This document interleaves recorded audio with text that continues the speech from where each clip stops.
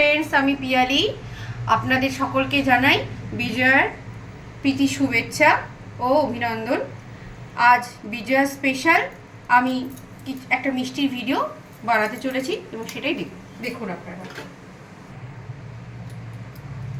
এর জন্য প্রথমেই আমি এখানে 2 বাটি নারকেল কোড়া নিয়ে নিলাম। একদম ফ্রেশ নারকেল হলে খুব ভালো হয়।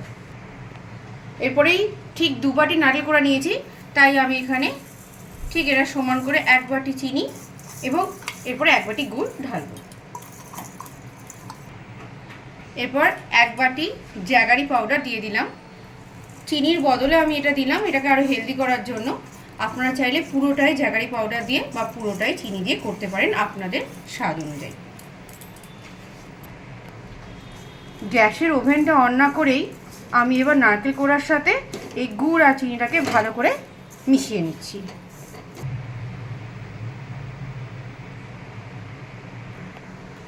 আমার এটা সম্পূর্ণ মাখা হয়ে গেছে। এইবার আমি গ্যাসের ওভেনটা অন করছি। হ্যাঁ ফ্রেন্ডস, এবার আমি এটাকে ভালো করে একটু নাড়াবো যতক্ষণ আর চিনিটা ভালো করে মেল্ট হচ্ছে। আমি এবার এখানে চিনিগুলো সম্পূর্ণ মেল্ট করে নিলাম। এটা কিন্তু সমানে নাড়িয়ে যেতে হবে, মিডিয়াম টু লো ফ্লেমে রাখতে হবে এবং সময় নাড়িয়ে যেতে হবে। চিনিটা মেল্ট হয়ে যাওয়ার পর এইবার আমি আগে থেকে ফুটিয়ে রাখা প্রায় 1 বাটির মতো দুধ এখানে দিয়ে দিচ্ছি।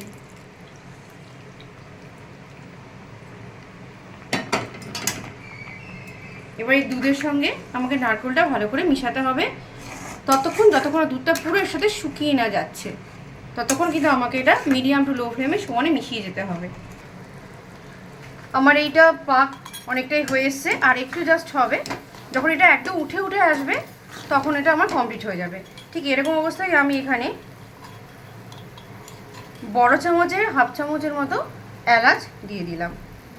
এই সময় দিলাম, এর আগে দিইনি, কারণ এই সময় দিলে গন্ধটা অনেকক্ষণ থাকবে এবং ভালো লাগবে, সুন্দর লাগবে, একটা গন্ধটা ফ্লেভারটা খুব সুন্দর আসবে। আমার এটা একদম কমপ্লিট হয়ে গেছে। দেখুন ফ্রেন্ডস, এটা একদম উঠে আসছে। ঠিক এই অবস্থায় আমি গ্যাসের ফ্লেমটা বন্ধ করে দিলাম। এবার আমি পরবর্তী নেক্সট স্টেপে যাচ্ছি। এইবার একটা স্টিলের কন্টেনারের মধ্যে আমি বাটার পেপার বসিয়ে 1 চামচ মতো ঘি এখানে ভালো করে মেল্ট করে নিলাম।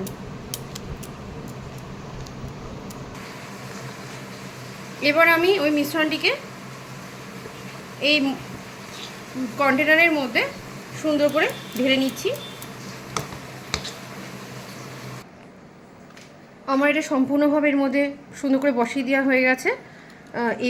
এইবার মিশ্রণটির উপরে আমি আগে থেকে কুচিয়ে রেখেছিলাম কিছু ড্রাই ফ্রুটস, মানে এখানে কাজু, কিশমিশ আর আলমন্ড আমি অল্প করে কুচিয়ে রেখেছিলাম, সেটাই ছড়িয়ে দিচ্ছি। দিয়ে এবার এটাকে আমি 2 ঘন্টার জন্য ফ্রিজিং করতে দেবো তবে 2 ঘন্টার পর আমি আসছি। অবশ্যই কিন্তু এগুলো হাত দিয়ে একটু চেপে দেবেন। এটাকে আমি হাত দিয়ে এরকম চেপে দিচ্ছি। আপনারা কিন্তু যতক্ষণ এটা ফ্রিজিং করতে না দিচ্ছেন ততক্ষণ এটাকে সুন্দর করে একটু চেপে দেবেন, কারণ শক্ত হয়ে গেলে কিন্তু এটা আর বসবে না ভেতরে।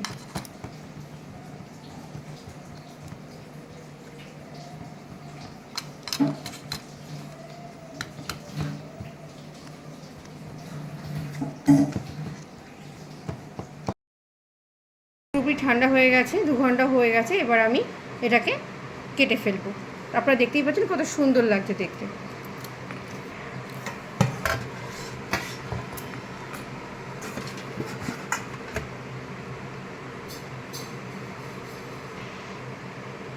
কত ইজিলি এটা হয়ে গেল। এবার আমি আস্তে করে বাটার পেপারটা সরাবো। আপনারা দেখতেই পাচ্ছেন কি সুন্দর এটা তৈরি হয়েছে। এবার এটাকে আমি চাকুর সাহায্যে কেটে নিচ্ছি।